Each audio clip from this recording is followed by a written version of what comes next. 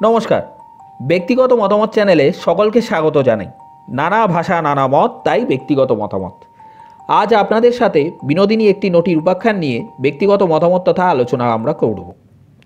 বঙ্গভূমে বিনোদিনী দাসী, যিনি নটি বিনোদিনী নামে প্রখ্যাত, তাকে কেন্দ্র করে একাধিক যাত্রাপালা, নাটক, চলচ্চিত্র, দূরদর্শনের জন্য ধারাবাহিক, আকাশ বাংলা চ্যানেল যা অধুনা আকাশ ৮ নামে পরিচিত, সেই চ্যানেলের জন্য সাহিত্যের সেরা সময় নামক সীমিত পর্বের ধারাবাহিক মঞ্চস্থ এবং নির্মিত হয়েছে।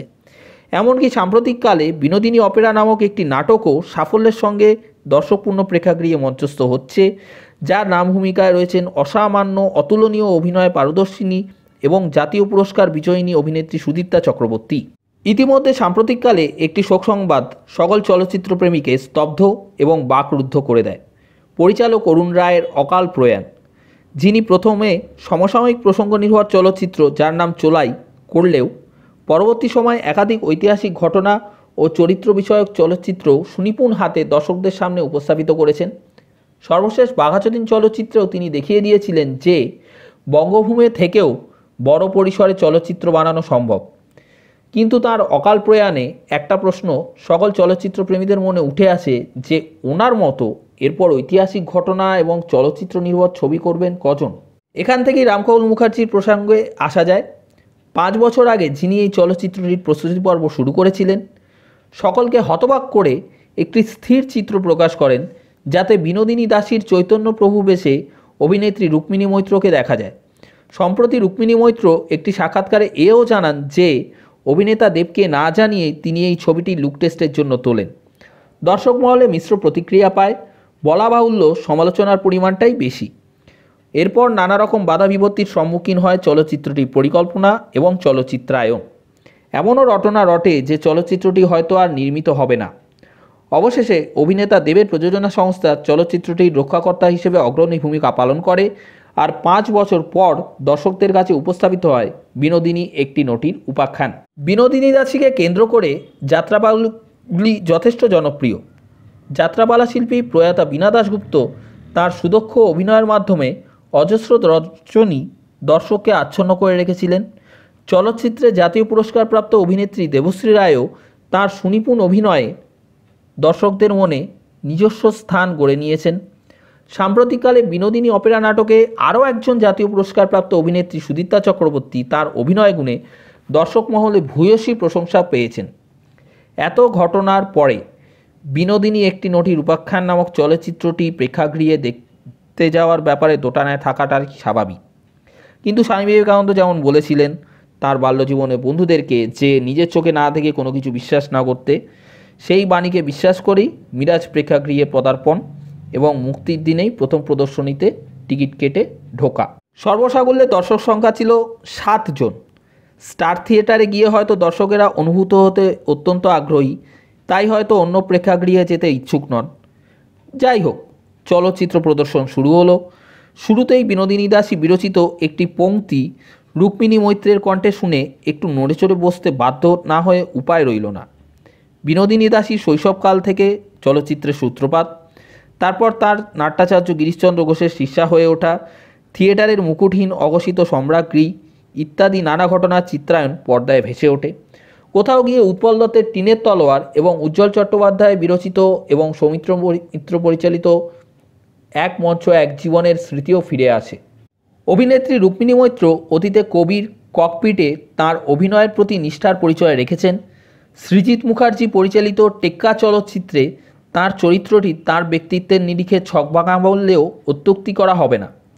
বিনোদিনী একটি নটির উপাখ্যান চলচ্চিত্রে তিনি তার সমগ্র প্রচেষ্টার মাধ্যমে প্রমাণ করতে চেয়েছেন যে তিনিও ভালো চরিত্রের জন্য অত্যন্ত আগ্রহী এবং তার অভিনয় শৈলীকে ঘষামাজা করতে কোনো রকম কার্পণ্য করেননি।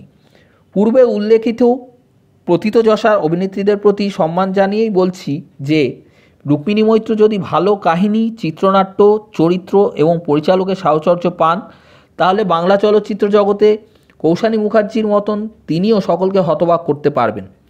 তার নৃত্যশৈলী, চোখের চাহনি, শারীরিক অভিনয়ের মাধ্যমে বিনোদিনীর অসহায়তা, স্বপ্ন দেখা ও স্বপ্নভঙ্গ, দুঃখে ভেঙে পড়েও আবার দাপটের সঙ্গে ঘুরে দাঁড়ানো, এক কথায় পাক রুদ্ধ।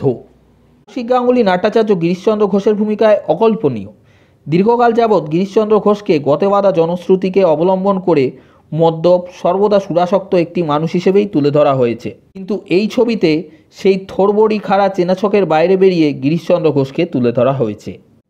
তার অন্তর্নিহিত অব্যক্ত ঈর্ষা, তার প্রিয় শিষ্যার উন্নতির প্রতি তার থিয়েটারের স্বার্থে আগলহীন নির্লজ্জ স্বার্থপরতা, তাকে ভদ্রতা ও অনুনয়ের আড়ালে যেভাবে কৌশিক গাঙ্গুলি ফুটিয়ে তুলেছেন, তাতে বলাই বাহুল্য যে তার অভিনয় প্রতিভা তথা সত্তাকে বাংলা বিনোদন জগৎ সেভাবে আহরণ করতে পারেনি এ যাবৎকাল কতিপয় পরিচালক ব্যতীত। ওম সাহানি তার স্বল্পদৈর্ঘ্যের চরিত্রের মান রেখেছেন।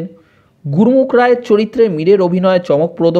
ভূতের ভবিষ্যতে তার সংলাপ এবং এই চলচ্চিত্রে তার সংলাপের ধরনের মিল থাকলেও বাচনমূল ভঙ্গি, সংলাপ প্রক্ষেপণ এবং সর্বাঙ্গিক অভিনয় একে অপরের থেকে তুলনাহীন করে তোলে।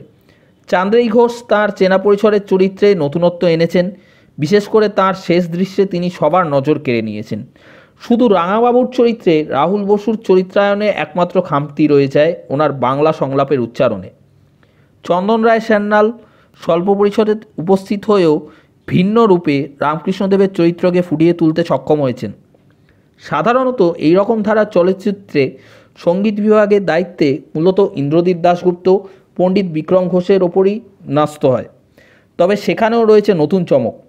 সৌরেন্দ্র সৌম্যজিৎ এই যুগলের সম্পর্কে অবনীত নন এমন মানুষের সংখ্যা বিরল এবং বিরলতম। তারা যত্ন সহকারে এই চলচ্চিত্রের সঙ্গীত এবং আবহ সঙ্গীতের দায়িত্ব পালন করেছেন।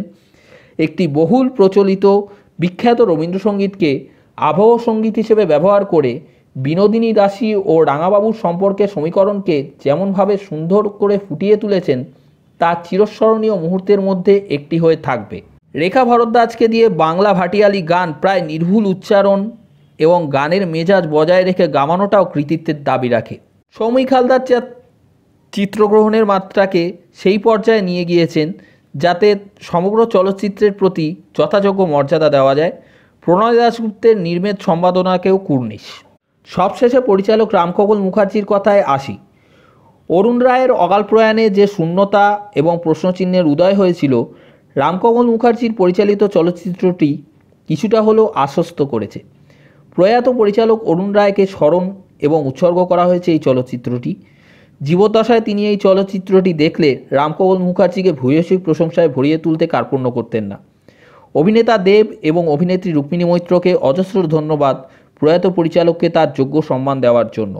তাই আমাদের ব্যক্তিগত মতামতের পক্ষ থেকে সকলকে বিশেষ অনুরোধ, যারা বড় মাপে বড় পরিসরে বাংলা চলচ্চিত্রে না হওয়ার জন্য আক্ষেপ করেন, যারা খাদান চলচ্চিত্রকে সাফল্যের দোরগোড়ায় সোৎসাহে পৌঁছে দেন, তারা অনুগ্রহ করে তাদের নিকটবর্তী প্রেক্ষাগৃহে সপরিবারে বিনোদিনী একটি নটির উপাখ্যান দেখে আসুন। আপনাদের সহযোগিতা পেলে আরও বড় পরিসরে ঐতিহাসিক চরিত্র ও ঘটনা নির্ভর চলচ্চিত্র বাংলা ভাষায় তৈরি হবে, যা অন্যান্য ভাষার চলচ্চিত্রের সঙ্গে সমানভাবে পাল্লা দেবে। অন্যথায় এই প্রকার চলচ্চিত্র তৈরির পরিমাণ কমে গেলে তখন আফসোস করা ছাড়া উপায় থাকবে না। আপনাদের আমাদের এই চলচ্চিত্র সংক্রান্ত ব্যক্তিগত মতামত ভালো লাগলে লাইক করুন, সাবস্ক্রাইব করুন, বোতাম টিপুন এবং ঘন্টার বোতামে চাপ দিয়ে অল নোটিফিকেশান অপশান সিলেক্ট করুন, যাতে আমাদের ভিডিও যখনই আসবে আপনারা সাথে সাথেই জানতে পারবেন। আপনাদের ব্যক্তিগত মতামতও কমেন্টের মাধ্যমে আমাদের জানাতে পারেন। আপনাদের সহযোগিতা আমাদের এগিয়ে যাওয়ার পাথেও। ভালো চলচ্চিত্র দেখুন ও দেখান। পুনশ্চ আনন্দবাজার পত্রিকায় বিনোদিনী দাসীর হয়ে কল্পিত খোলাচিঠির মাধ্যমে চলচ্চিত্রের খোলাখুলি বর্ণনা করে দর্শকদের উৎসাহে ভাটা তৈরি করা এবং সর্বোপরি চলচ্চিত্রে ক্ষতি করা অনুচিত এবং এক প্রকার অপরাধ। এছাড়া আজকের পরিবেশনায় উচ্চারণের ত্রুটির জন্য ক্ষমা চেয়ে নিচ্ছি, মার্জনা করবেন। নমস্কার।